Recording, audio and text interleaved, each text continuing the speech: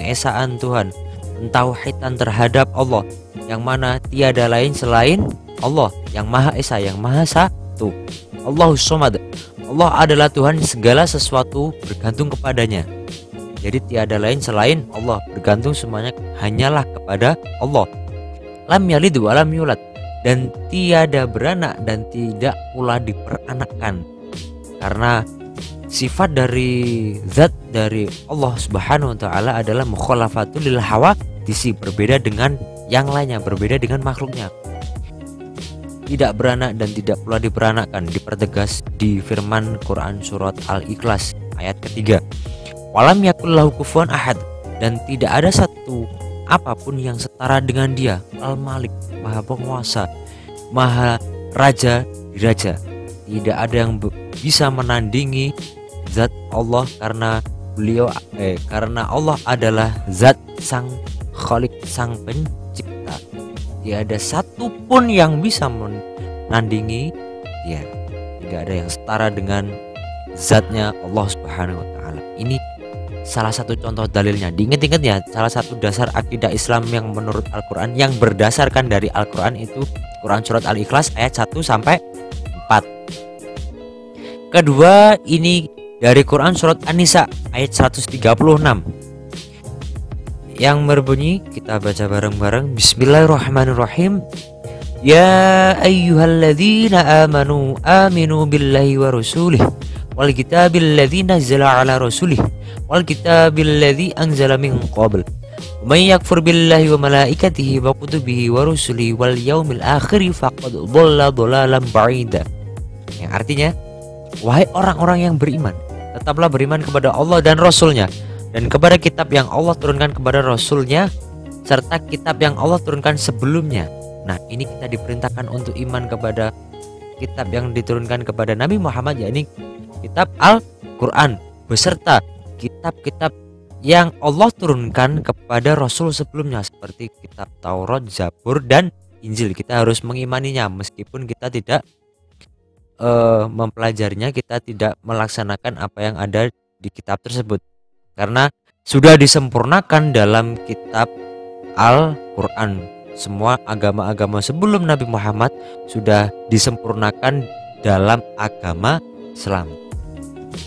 Barang siapa yang kafir kepada Allah, malaikat-malaikatnya, kitab-kitabnya, rasul-rasulnya, dan hari kemudian, maka sesungguhnya orang itu telah sesat sejauh-jauhnya.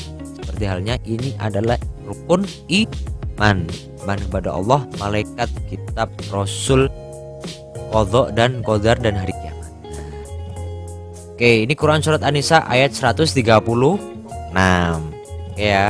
Selanjutnya mengenai al-hadis. Dasar-dasar akidah Islam yang kita ambil dari al-hadis. Sebelumnya kita perlu tahu dulu al-hadis itu apa, atau hadis atau sunnah. Jadi hadis itu merupakan ucapan, qaul, perbuatan, amal, dan takrir, ketetapan ataupun sikap diam dari Nabi Muhammad SAW. Ini merupakan istilah atau pengertian secara umum dari hadis. Hadis adalah hukum Islam kedua. Ini sangat fundamental, sangat dasar, di mana hadis itu memang menjadi hukum Islam kedua, menjadi penjelas dari Al-Quran. Kan terkadang di dalil yang ada di Al-Quran itu sifatnya masih umum, masih general, yang kemudian dimana akan dijelaskan ulang di hadis yang merupakan ucapan, perbuatan, takrir atau sikap diam dari Nabi Muhammad. Ini firman Allah An-Najm ayat 3-4 yang merupakan dasar sebagai hadis, merupakan hukum Islam kedua. Bismillahirrahmanirrahim. Wa ma yantiqu 'anil hawa in huwa illa wahyu yuha. Yang artinya, dan tidaklah yang diucapkannya itu menurut kemauan hawa nafsunya. Yang diucapkan oleh siapa? Oleh Nabi Muhammad. Ucapannya itu tiada lain hanyalah wahyu yang diwahyukan kepadanya. Ini sebagai penegas bahwasanya yang disampaikan oleh Nabi Muhammad itu merupakan benar-benar dari Allah langsung, merupakan wahyu dari yang diturunkan oleh Allah secara langsung. Perintah untuk mengikuti Nabi juga ini ada dalilnya dari Quran surat Al-Hasyr ayat 7. Bismillahirrahmanirrahim. Wa ma atakumur rasulu fakhudhuhu wa ma nahakum anhu fantahu wattaqullaha innallaha syadidul iqab. Apa yang diberikan Rasul kepadamu maka terimalah dia. Ini merupakan perintah karena sudah jelas bahwasanya yang disampaikan dari Nabi Muhammad SAW merupakan benar-benar wahyu dari Allah. Maka Allah juga menegaskan kembali bahwasanya apa yang diberikan Rasul kepadamu terimalah, dan apa yang dilarangnya bagimu maka tinggalkanlah. Ini sebagai penegas karena al-hadis yang tadi artinya merupakan ucapan, perbuatan dan takdir Nabi Muhammad itu benar-benar wahyu dari Allah Subhanahu wa taala. Selanjutnya, nah ini salah satu contoh penjelasan Al-Qur'an yang sifatnya masih global atau masih umum dari Quran surat An-Nisa ayat 36. Bismillahirrahmanirrahim. Wa'budullaha wa la tusyriku bihi syai'a. Yang artinya, dan sembahlah Allah dan janganlah kamu mempersekutukannya dengan sesuatu apapun. Ini masih umum, belum ada penjelasannya. Maksudnya yang mempersekutukan Allah itu yang seperti apa? Belum ada penjelasan secara detail, masih umum. Kemudian ada penjelasannya dari yang dikutip dari hadis Nabi Muhammad SAW yang merupakan penjelasan dari yang mempersekutukan tadi, kategorinya seperti apa. Kalau sudah dikategorikan sebagai mempersekutukan, terus kemudian contoh perilaku yang seperti apa yang disitu menjelaskan bahwasanya seseorang tersebut mempersekutukan Allah. Nah ini ada penjelasannya. Salah satu hadis yang pertama yakni adalah Bismillahirrahmanirrahim. An Abi Hurairah qala kana Nabi sallallahu alaihi wasallam barizay yawmalin nasi fa atahu Jibrilu faqala mal imanu. Qala al imanu an tu'mina billahi wa malaikatihi wa kutubihi wa bil liqa'ihi wa rusuli wa tu'mina bil ba'ts. Nah, ini salah satu hadis yang fungsinya untuk menjelas sebagai taukid, sebagai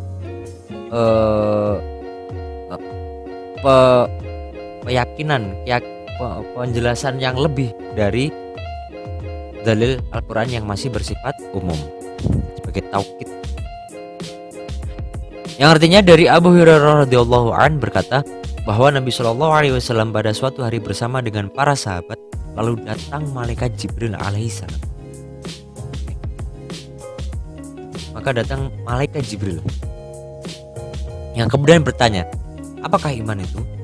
Nabi Shallallahu alaihi wasallam menjawab, iman adalah kamu beriman kepada Allah, malaikat-malaikatnya, kitab-kitabnya, pertemuan dengannya, rasul-rasulnya, dan kamu beriman kepada hari berbangkit atau hari kiamat. Jadi ini adalah salah satu bentuk akidah. Jikalau nanti kita tidak beriman, tidak meyakini bahwasanya Allah itu satu, esa, dan tidak meyakini malaikat, kitab-kitabnya, kemudian rasul-rasulnya, maka itu salah satu contoh perilaku yang mempersekutukan Allah. Semisal ada contoh seperti yang sering dilakukan oleh masa jahiliyah terdahulu, menyembah berhala, terus kemudian mencari wangsit, mencari pesugihan dan sebagainya, yang mana di situ orang tersebut meminta selain kepada Allah, meminta selain yang menciptakan bumi, langit, dan manusia.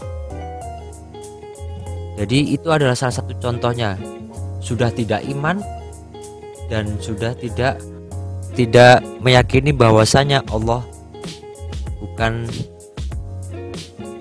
segala-galanya. Oke, jadi kurang lebih seperti itu pembahasan mengenai materi tentang dasar akidah dan juga pengertiannya, yang mana dalam satu tema memperkuat akidah Islam. Tadi coba kita review sedikit mengenai pengertian. Tadi ada dua, ini menurut bahasa dan juga menurut istilah. Menurut bahasa dari akidah, akodanya gitu, akidatun, yang artinya perjanjian atau ikatan, sedangkan istilah merupakan suatu keyakinan atau suatu dasar pokok keyakinan yang dipercaya oleh seseorang. Kalau akidatul Islam ya yang dipercaya seseorang, yang dimana diyakini kebenarannya oleh orang Islam. Kemudian dasar akidah Islam ada dua, Al-Quran dan Al-Hadis. Oke, semoga bisa dimengerti dan dipahami. Terima kasih atas perhatiannya, kurang lebihnya saya mohon maaf. Wabillahi taufiq wal hidayah, waridho wal inayah. Akhirul qauli, wassalamualaikum warahmatullahi wabarakatuh. Sampai jumpa di pembahasan selanjutnya. Nahtatim bi qiraatil hamdalah. Alhamdulillahirabbil alamin.